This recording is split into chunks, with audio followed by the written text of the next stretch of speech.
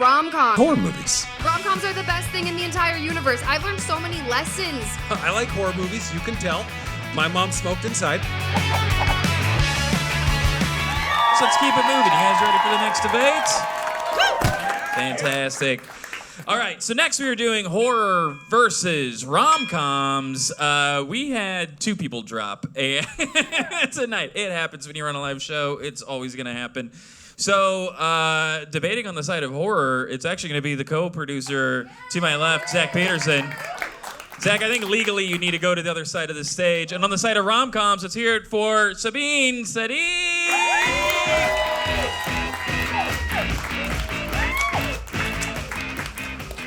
Who wants to go first? All right, on the side of horror, let's hear it for Zach Peterson. All right, hello. I like horror movies, you can tell. My mom smoked inside. At first glance, these are two very different types of movies, right? Horror and rom-com. But they're essentially about the same thing. They are stories written about fear. Right? The fear of not finding love how we want it, or the fear of being dragged to hell by a guy with pins in his face. Right? My argument is one is worse.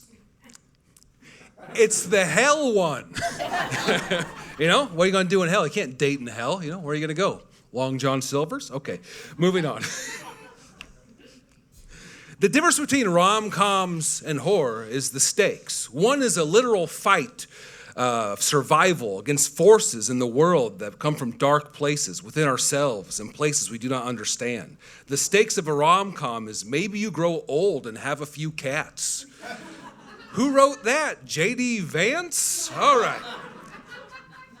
It's not a terrible fate. You just become the coolest person that comes to the bookstore. It's fine. There's no real stakes in rom-com. If we do not find love, that does not make us a bad person. It does not mean our life has less value than someone who does. By round of applause, who here is single? Okay, and I think you're great and good people. All right, by round of applause, who has been stalked through Camp Crystal Lake by a mother of a drowned child in a hockey mask? That sounds worse. Being single doesn't sound so bad, does it? The horror of a rom-com is being alone. And honestly, being alone isn't that bad. It isn't terrible. It can be nice, liberating, time to read. That's good, right? But if you are possessed by an ancient malevolent Mesopotamian demon named Pazuzu, you can't get any reading done. Finding perfect love isn't important. Love is fleeting like everything else. My mom and dad got married, got divorced, never got remarried. My mom became a peace activist and a social policy professor, and my dad was a farmer who traveled the world promoting biofuels. He is now retired in a house that he built, and he makes music. So what Sabeen is saying is my parents' lives don't have any value. It wasn't even about this debate. We used to run a show together in Chicago, and that's when she told me. Apropos of nothing. It's a little fucked up. But listen, they couldn't have done any of that stuff if they were murdered by a man in their dreams with a knife glove and a burnt face. All I'm saying is, in order to live, laugh, and love, you have to live. And that's what's at stake in a horror movie. The world is littered by examples of people going to great lengths to make their life longer, right? The rugby team from Uruguay that crashed in the Andes and ate the flesh of their dead teammates so they could see the light of another day. That's the enduring of the human spirit. That is us wanting to live, and that's how much we love life. My first marriage ended because we bummed each other out. Love does not endure.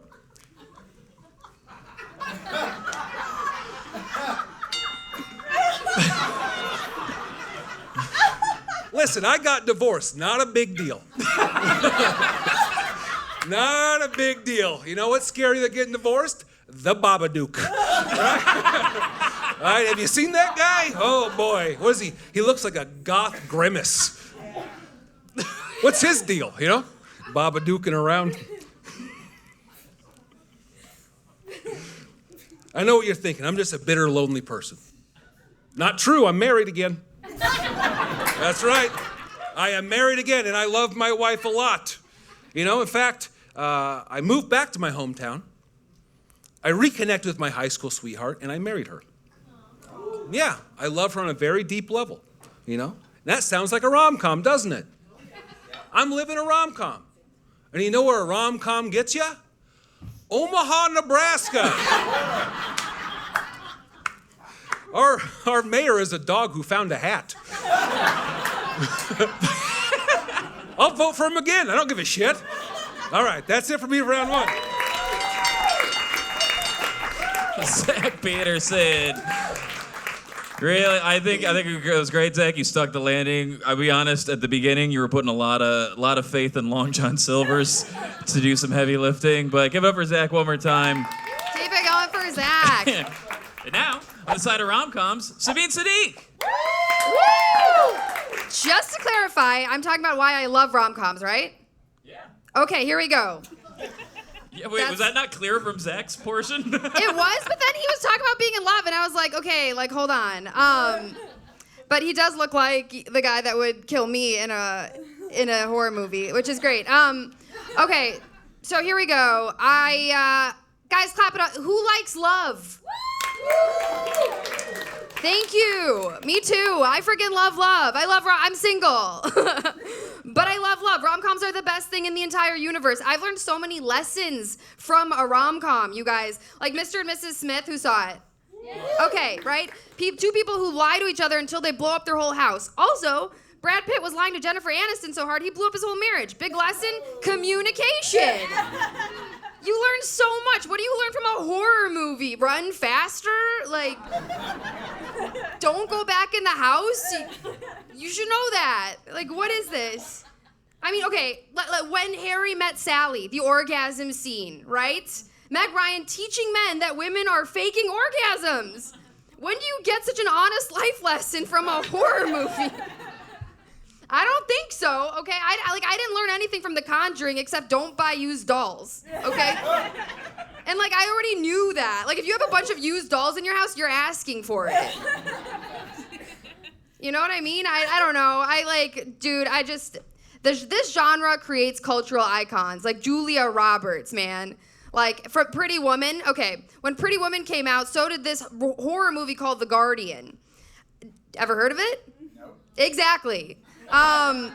So that came out, and basically all the women wanted to be like Julia Roberts. Everyone's like, I want to be a hot prostitute. Nobody walked around being like, I want to be a possessed nanny. Like, so, I don't know, guys. I feel like we're in a very non-committal, like, period in humanity. Okay, like, so for like people, they don't want to commit to full-on love. I get it. Like, they just want to dip their toes. Maybe you just want to taste. Rom-coms, you know, you put one on and guess what? You're in the love story for 90 minutes.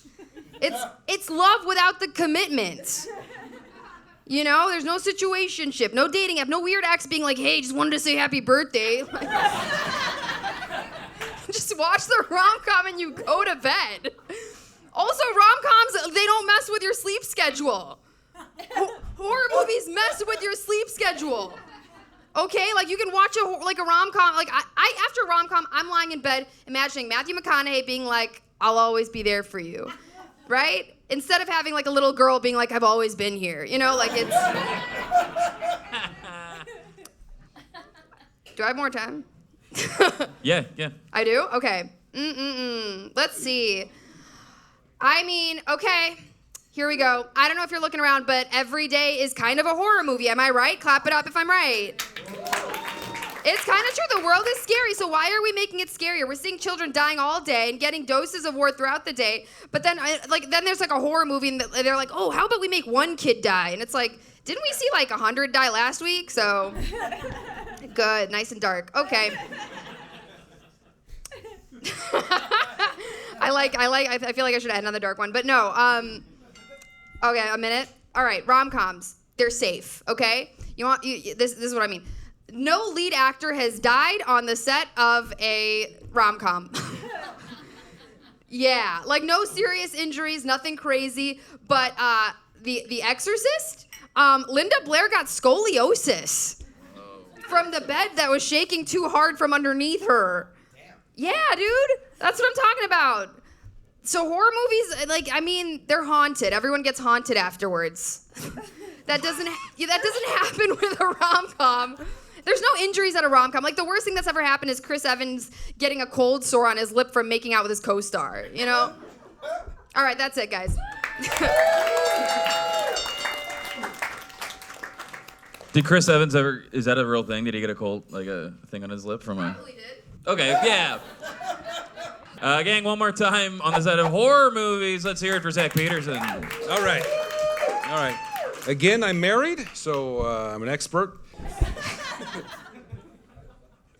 The problem with rom-coms is that rom-coms think that falling in love is the goal, and that's not true. Falling in love is easy, but being in love and loving is the hard part. Love is hard. Maintaining a marriage is hard. Having compassion and patience and understanding and showing up and supporting someone every day is hard. Holding them while they cry because even though you love them and would do anything to make them happy, that doesn't mean the world will do the same. Making sure they feel loved, valued, and heard every single day is hard. But I can do it. But what I can't do is defeat a clown made of fear. Like those kids from It, they did that. Yeah, I don't have friends, you know? The only friend I have is Kevin. Yeah, and he told me, you know, if a clown shapeshifted in the trauma of his past, he's gone. And making friends in your 40s? Talk about a horror movie, you know? We're having a good time. All right. Also, rom-coms, not as good of movies as horror movies on an artistic level. Horror directors are some of the greatest auteurs that have ever graced the screen. Stanley Kubrick, Alfred Hitchcock, Jordan Peele, John Carpenter, David Cronenberg, and many, many more. The great rom-coms of history and who directed them, like the director of Annie Hall, noted family man, Woody Allen. You know, great directors like the guy who did Failure to Launch. We know that guy, right? Okay, yeah, I guess we do. No, we don't. And also, did you know that the director of How to Lose a Guy in 10 Days was the Zodiac Killer? Did you know that?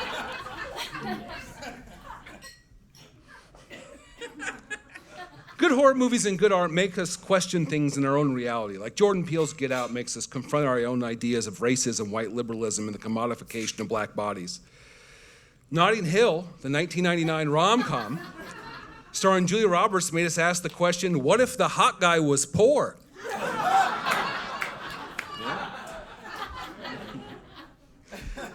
Midsummer explores the isolating nature of grief and the search for belonging, the manipulation that can occur when people are looking to belong, and toxic codependency.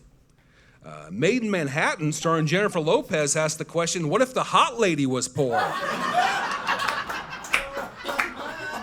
You know, so a lot to think about, you know? And if you are looking for romance, you can find it in horror movies. Both Chucky and Frankenstein are married. And their relationships are great because they put in the work and they listen and they accept each other for who they are. Whether that be a haunted doll or they're built out of parts of dead people. What is important in love and horror movies is that you know that you have worth and your life is worth fighting for. Rom-coms would say that your worth is based on the love of another.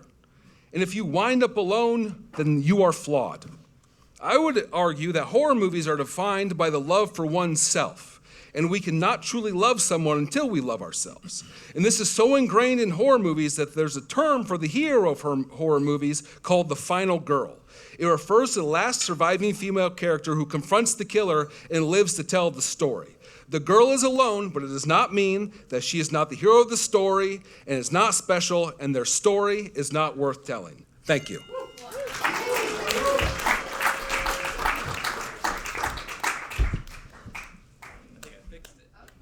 Okay. It's fantastic. Okay, you're so ready to fucking rebut this. You're so, Am I you're so? locked in. Let's hear it for Sabeen Sadiq one more time instead of RomCom. All right. I don't know what Zach is talking about. Like, okay, like you're learning to love yourself. Like horror movies are making. I don't know if killer clowns from outer space help me love myself or learn anything about myself. It just instilled a brand new fear.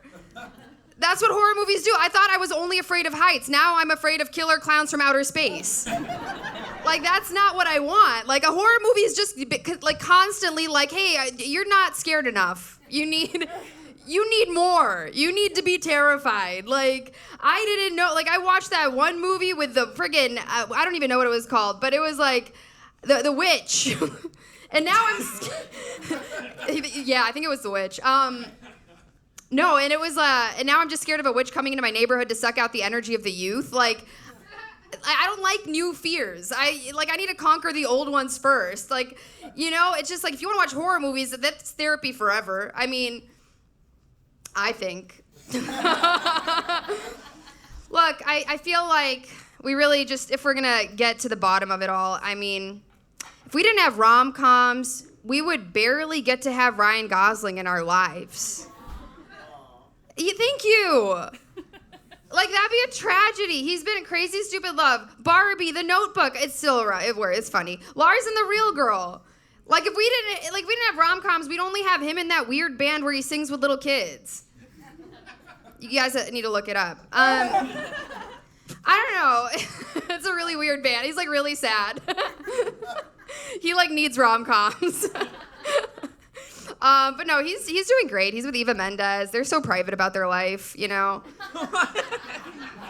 They really are, and I just feel like, you know, that's what rom-coms do for you. It makes you feel like you can have love like that. Like, I feel like we're all walking around sad in the world. We just want a feeling, you know. We want a strong feeling of like there could be connection somewhere, and then you just, you know, you see a rom-com, you see like Jennifer Lopez tripping on the street, and Matthew McConaughey saves her. Like that makes me feel good. That's comfort food in a movie. And also, like, you can rewatch rom-coms, like, and you can still feel those feelings, you know? Like, I'll go back to them because I'm like, oh, I just want to feel that yearning thing. I'm gonna watch Sleepless in Seattle, like, you know? But you can't, like, do that. You've already, with a horror movie, you've already seen the jump scare. You know, like, it's not gonna work again. That doesn't make any sense. You can only enjoy it one time. So, that is everything I wrote. Thank you, guys.